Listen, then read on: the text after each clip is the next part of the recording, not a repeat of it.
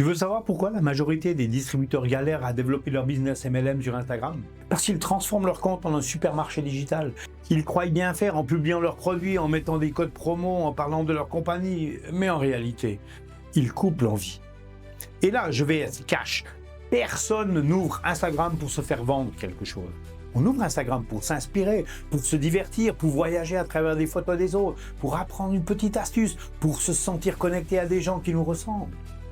Alors quand tu arrives avec ton catalogue virtuel, crois-moi, les gens scrollent plus vite que tu ne publies. Moi aussi j'ai fait cette erreur. Je me revois à poster fièrement mes produits avec des hashtags à rallonge, pensant que ça allait m'attirer des clients. Je passais des heures à préparer des visuels corporate, à recopier des slogans officiels. Et je regardais mon téléphone, 0 like, 0 commentaire, 0 message. Frustrant. Je me disais, mais pourquoi ça marche pour certains et pas pour moi?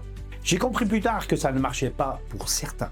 Ça marchait pour ceux qui avaient changé de stratégie. Écris en commentaire « galère » si tu te reconnais. Abonne-toi pour ne pas manquer mes prochaines astuces pour réussir en MLM. Et n'oublie pas le petit pouce ci-dessous, ça booste mes vidéos. Merci. Instagram n'est pas une vitrine, c'est une scène. Et sur scène, tu ne balances pas ton produit. Tu racontes une histoire, tu crées une émotion, tu fais voyager. Ce qui bloque beaucoup de distributeurs, c'est cette obsession de tout montrer tout de suite.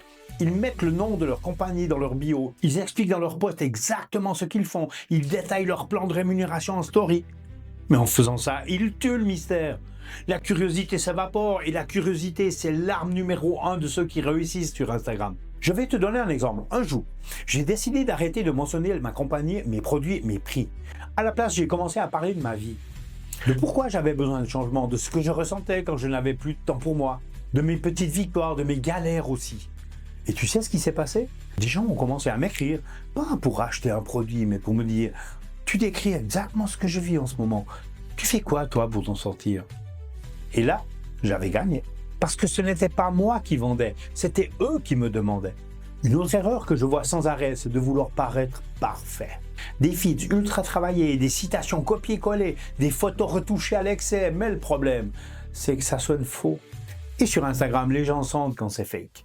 Aujourd'hui, ce qui attire, c'est l'authenticité. Les stories spontanées, tes vidéos où tu parles avec tes mots, les posts où tu partages vraiment ce que tu ressens. Ce n'est pas ton fil qui connecte, c'est ta vulnérabilité.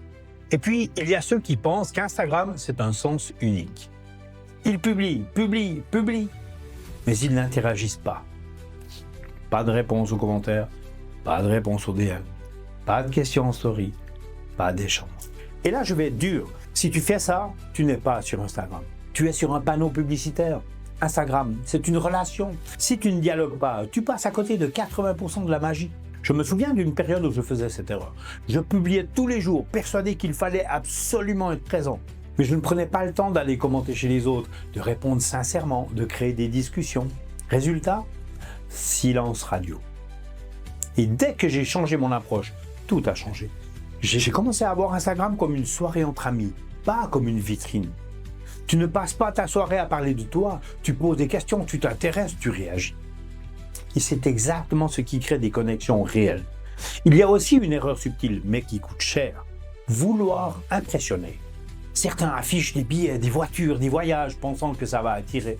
Mais en réalité, ça intimide plus que ça inspire. Tu sais ce qui attire vraiment?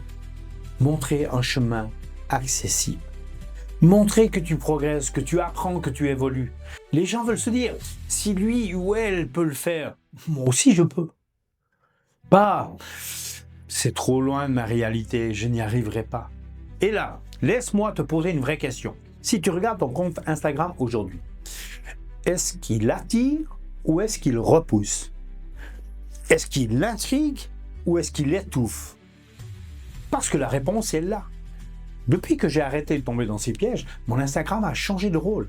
Il n'est plus un panneau publicitaire que les gens ignorent. Il est devenu un aimant qui attire exactement les personnes avec qui j'ai envie de travailler.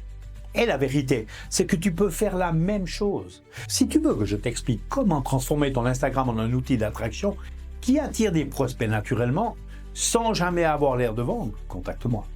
Tu peux m'envoyer un message privé ou laisser un commentaire.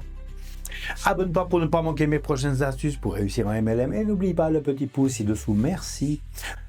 Parce qu'au fond, Instagram n'est pas une boutique, c'est une scène. Et tu as deux choix, être celui qui fait fuir en vendant ou celui qu'on écoute parce qu'il inspire.